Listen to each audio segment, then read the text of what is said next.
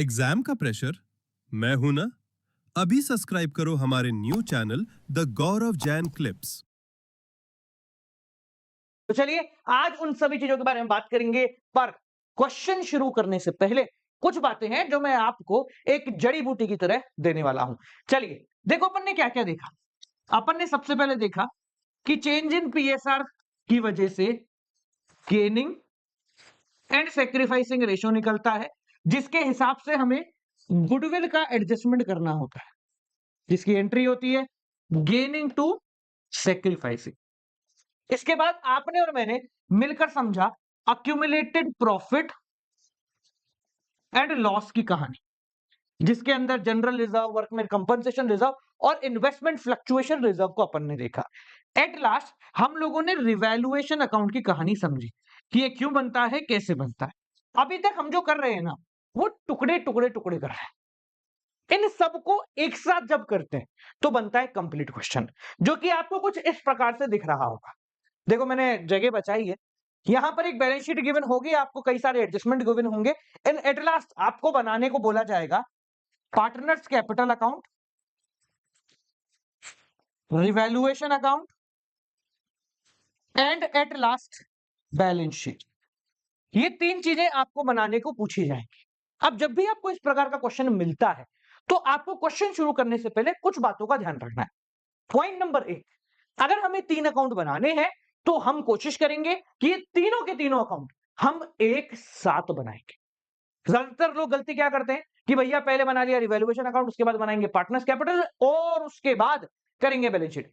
एक क्वेश्चन को एक बार पढ़ रहे हो, 3 बार लिख रहे हो, यानी कि एक क्वेश्चन को करने में 4 क्वेश्चन के बराबर का समय तुम ले रहे हो। इसलिए कोशिश करो कि हमें समय कम से कम इस्तेमाल करना है। अकाउंटेंसी में नंबर उसके ज्यादा नहीं आते जिसको ज्यादा आता है, बल्कि उसके ज्यादा आते हैं जो कम समय में सही लिख पाता है।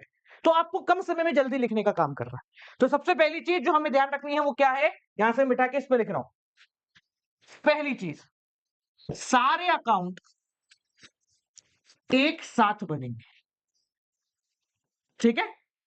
दूसरी चीज जो आपको ध्यान रखनी है वो है लिंक कैसे होता है। देखो एक चीज समझो, रिवैल्यूएशन अकाउंट के अंदर आते हैं चेंजेस, एसेट में कितना बदलाव हो गया, लायबिलिटी में कितना बदलाव हो गया, और इस चेंज की वजह से नई बैलेंस शीट के अंदर न्यू चीजें लिखी जाती हैं। जैसे मान लो कि बिल्डिंग जो पहले थी 40,000 की और रिवैल्यूएशन में लिखा गया कि बिल्डिंग की वैल्यू इंक्रीज हो गई है बाय 20,000, ऐसा क्वेश्चन में है। तो हम क्या करेंगे, रिवैल्यूएशन के खाते में बाय साइड बिल्डिंग लिखेंगे, 20,000 रुपए बढ़ गई, और इसका इफेक्ट यह पड़ेगा कि जो नई न्यू बैलेंस शीट बन रही है वो बैलेंस शीट 60,000 की बिल्डिंग बनाई, 40,000 पुराने और 20,000 यहां से, टोटल कितने हो गए 60,000। यानी कि हर एक एंट्री का दो जगह इंपैक्ट पड़ता हुआ दिख रहा है। ये आप क्लास 11th में भी देख चुके हो कि जो भी चीजें बैलेंस शीट से बाहर दिखती हैं, यहां दिखती हैं, उनका एटलीस्ट दो जगह हमें इंपैक्ट मिल रहा होता है। समझ में आ गया, चीजें क्लियर हो गई, ठीक है। अब अपन करते हैं एक बेहतरीन सा क्वेश्चन।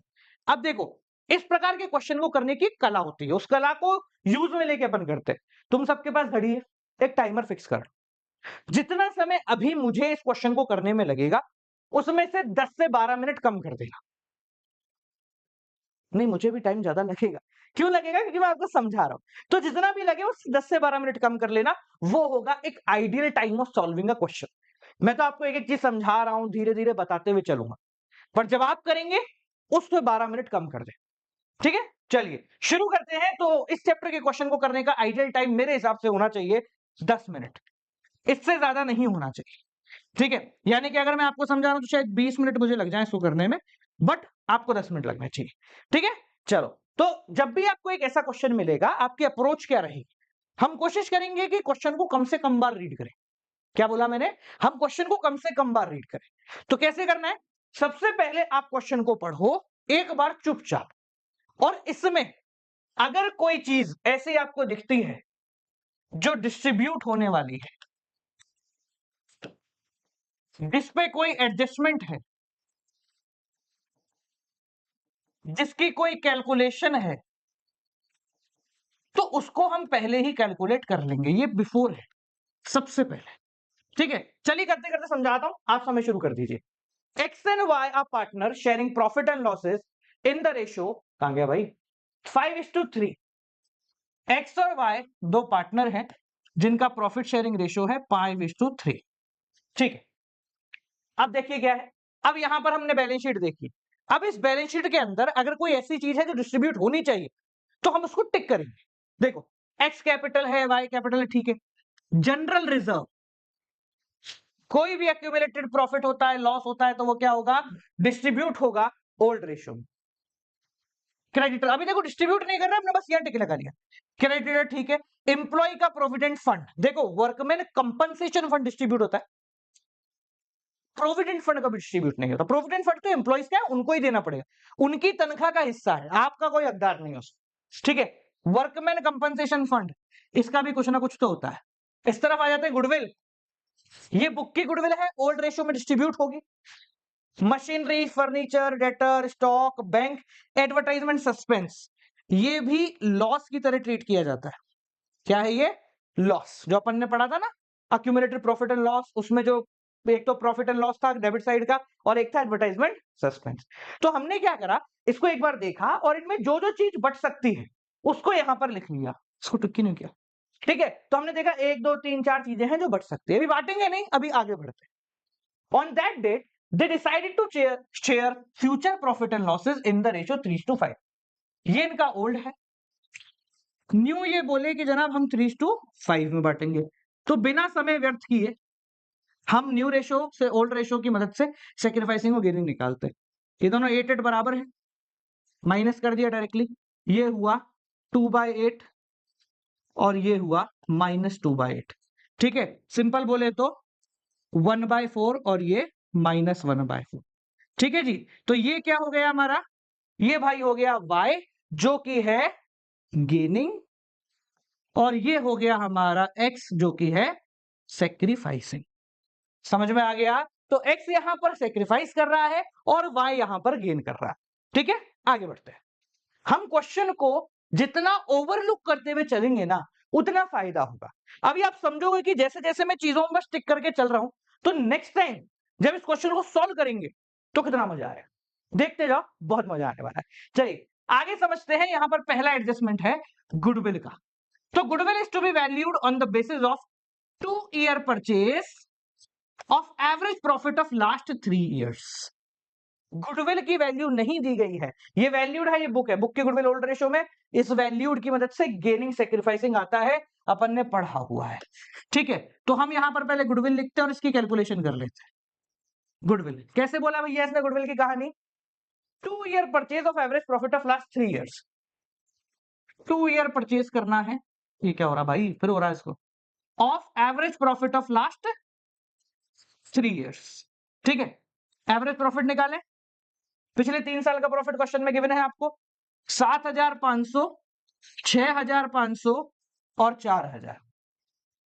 7,500, 6,500 और 4,000 डिवाइडेड बाय 3। 7 और 6 13 और 4 17 और 1 18, तो ये हो गया 18,000 divided by 3 is equal to 6,000। ये क्या हो गया बेटा, एवरेज प्रॉफिट। इसको यहां पुट करें तो गुडविल हो गई 18,000, नहीं 18 का 6,000 इंटू 2, यानी कि 12,000 रुपए की आपकी क्या हो गई, गुडविल। अब वैल्यूड गुडविल का सिर्फ एक ही काम होता है, क्या होता है बेटा, याद करो, वैल्यूड गुडविल सिर्फ गेनिंग सेक्रीफाइसिंग में जाती है, तो मैं यहां पर एंट्री कर देता हूं, gaining to sacrificing y capital account to x capital account.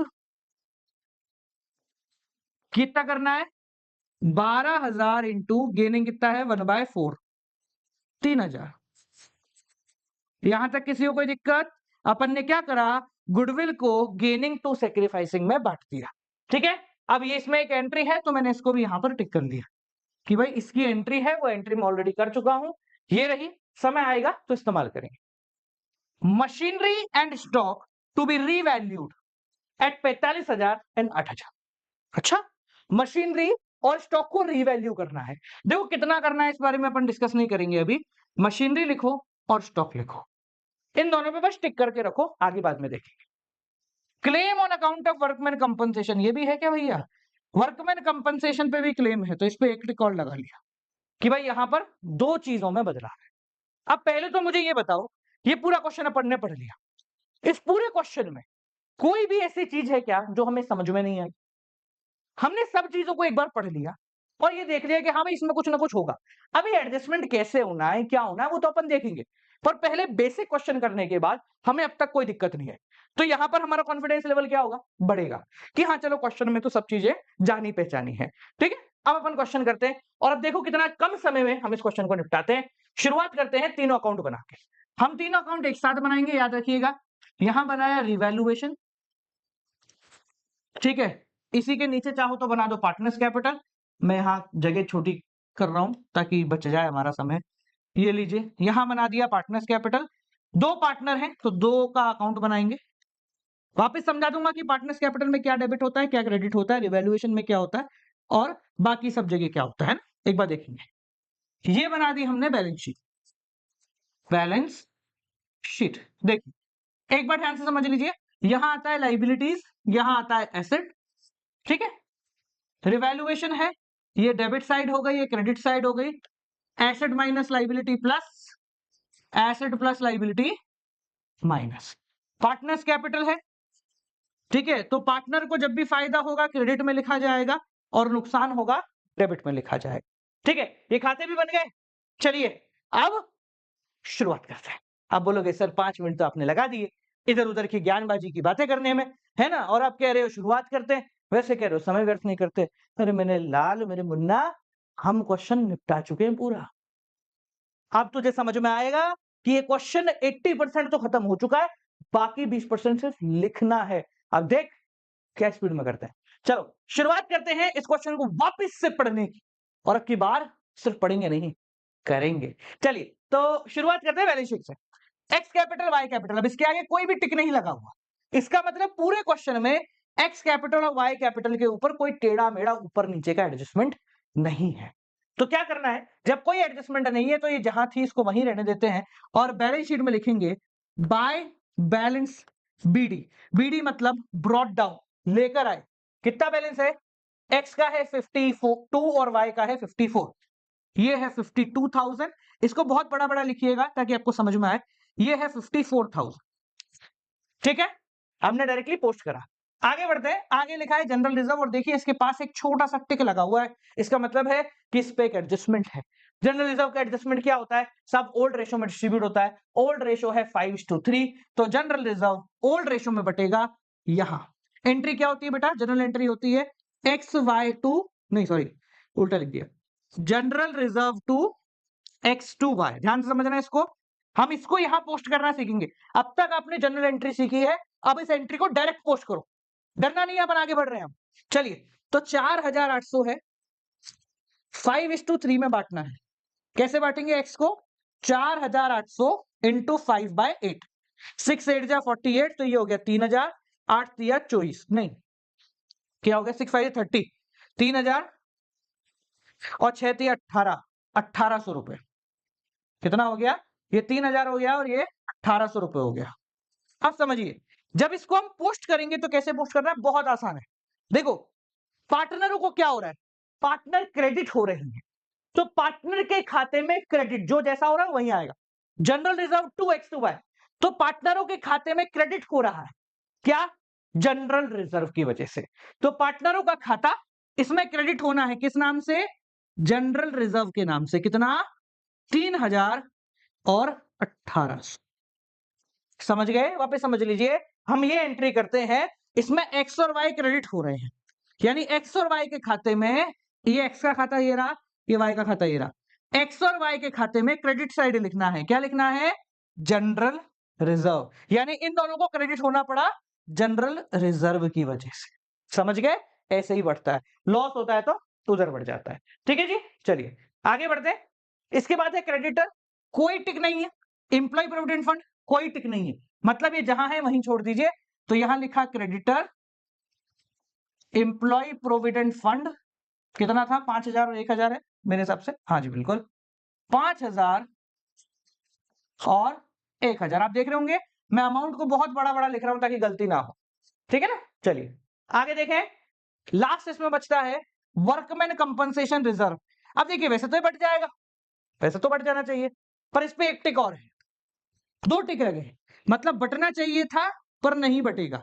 क्यों नहीं बटेगा, ये रहा, क्लेम ऑन वर्कमैन कंपनसेशन 6,000 रुपए, 10,000 के रिजर्व पे 6,000 का क्लेम पड़ा है, तो भैया पहले क्लेम पड़ा है तो 6,000 का क्लेम तो रहने दो, ठीक है। तो लाइबिलिटी में लिख दो claim on workman compensation, claim on workman compensation कितना, 6,000 का, 10,000 का रिजर्व था जिसमें 6,000 का क्लेम मिल गया, बचे कितने 4,000, वो पार्टनर को डिस्ट्रीब्यूट हो जाने चाहिए बाय वर्कमैन कंपनसेशन फंड, ठीक है।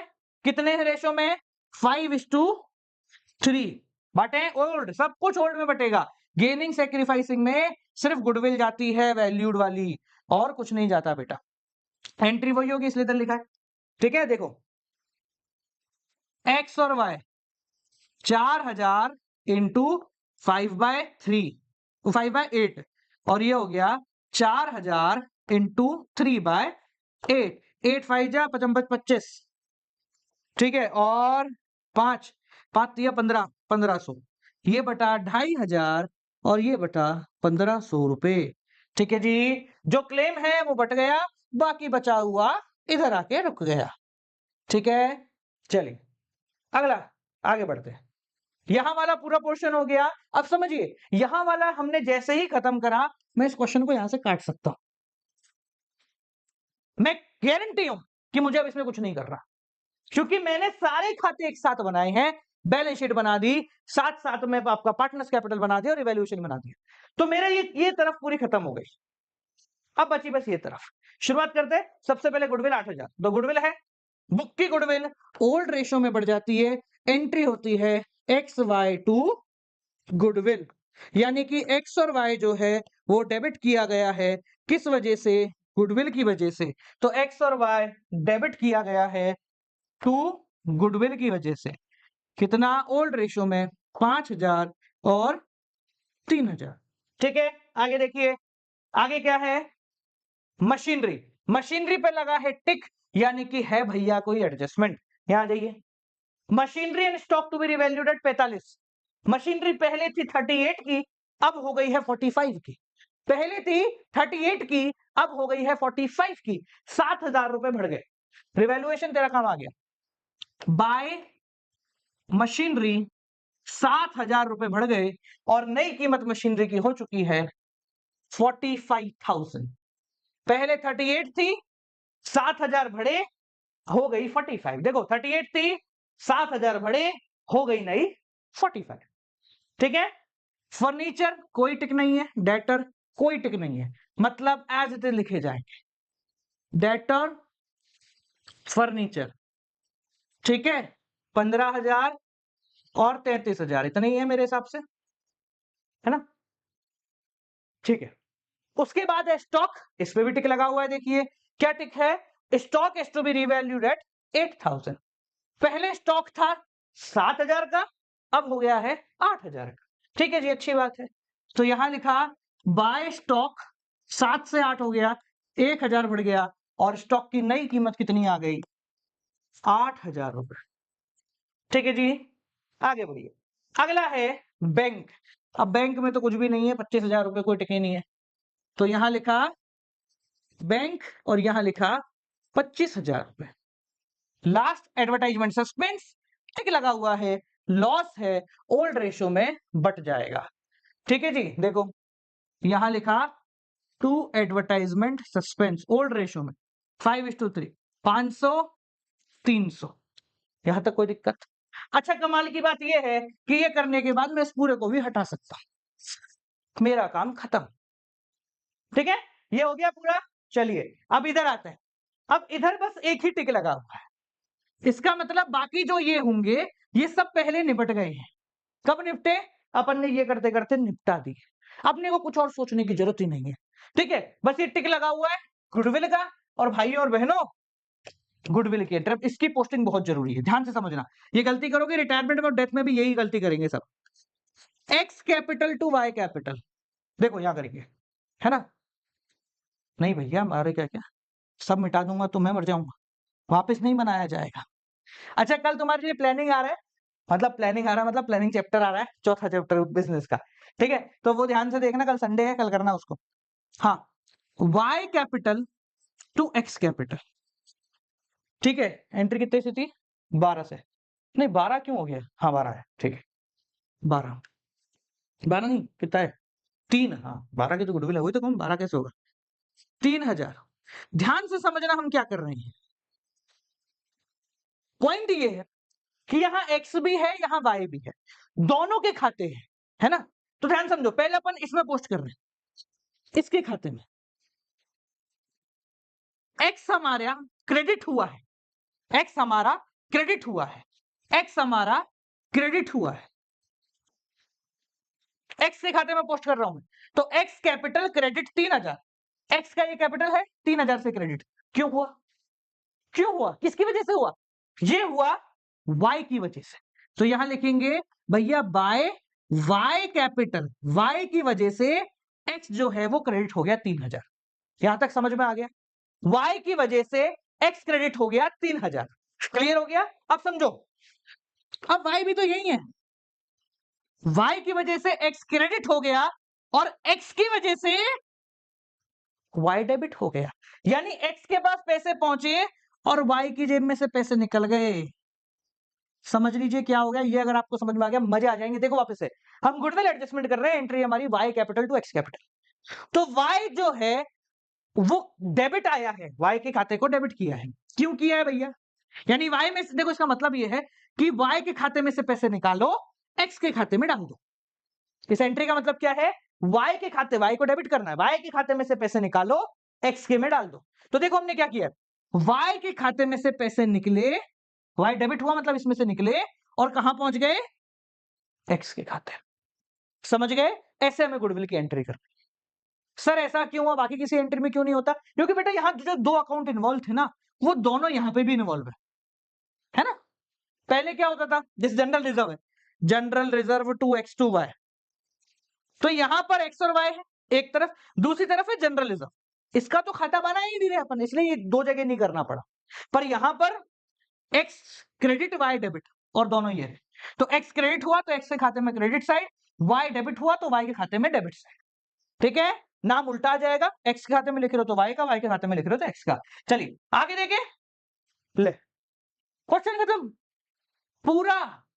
अब मुझे नहीं पता कितना समय लगा, कितना लगा देखूं, मेरे हिसाब से 15 मिनट 20 मिनट, हाँ 15 से 20 मिनट, ठीक है। चलिए तो आगे देखें, खत्म हो गया क्वेश्चन। चलिए अब करते हैं बैलेंसेस, यहां से शुरुआत करते हैं। पहले रिवैल्यूएशन का बैलेंस, 7 और 1 8000, यहां लिखा 8000, डिफरेंस आया 8000, रिवैल्यूएशन का balance 2, partner capital old ratio X and Y, 8000 को डिस्ट्रीब्यूट कीजिए, 5000 3000, इस बैलेंस को यहां से उठाना है, पार्टनर कैपिटल में ले जाना है। कहां से आया? रिवैल्यूएशन, 5000 3000, इसका टोटल कीजिए। देखें, देखो 52 355 56 57 60 65 65 500 65 500, ठीक है, तो ये हो गया 60,000, सीधा सीधा हो गया तो 60,000। ठीक है, एक बार और देख लें तो मेरे को भैया, 5,000 माइनस हुआ, 500 माइनस हुआ, है ना? तो 52 53 54 55 56 57 58 59 60, 60 और 5 65 65 500 65 500 में से 5,500 गए, तो ये बचे 60,000 रुपए। सिमिलरली इसमें 54 55 56 57 58 59 60 60 300,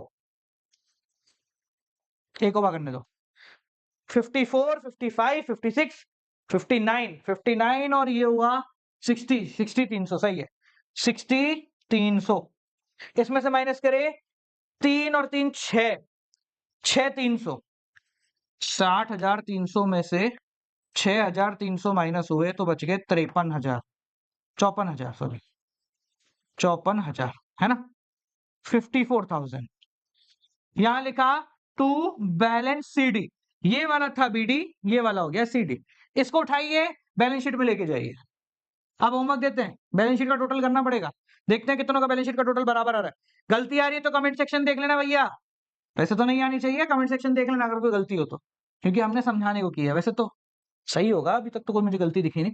कैपिटल अकाउंट, यहाँ लिखा x, यहाँ लिखा y, कितना है 60,000 एंड 54,000, दोनों को ऐड करा 0 0 0 4 6 और 5 11, 1,14,000 रुपए। ठीक है, चलो मैं ही कर देता हूँ, छोड़ो ए भाई, 1,14,000 रुपए। ठीक है, 1 14 और 6 1 20, 1 20 ये हो गया 1,26,000। Please match the total of balance sheet, if it is 1,26,000 then we are great. ठीक है, करें 60,000, 70 80 90 90 और 20, 1 10 1 10 25 15, ठीक है 1 26, ले भैया, बधाई हो, मिठाई खिलाओ, बैलेंस शीट का टोटल मैच कर गया। ठीक है, सो आपका टोटल मैच कर जाएगा। बस आपको एक सीक्वेंस फॉलो करना है, तो जो सीक्वेंस मैंने बताया उसको फॉलो कीजिए, बहुत बढ़िया नंबर आएंगे। चलिए बात आती है होमवर्क की, हियर यू गो। कल आप लोगों ने एक क्वेश्चन किया था जिसके अंदर हमने सिर्फ और सिर्फ इवैल्यूएशन अकाउंट बनाना सीखा था। चलिए आज इसका बैलेंस शीट भी बनाइए और पार्टनर्स कैपिटल भी बनाइए और देखिए कि आपके बैलेंस शीट का टोटल मैच कर रहा है या नहीं कर रहा।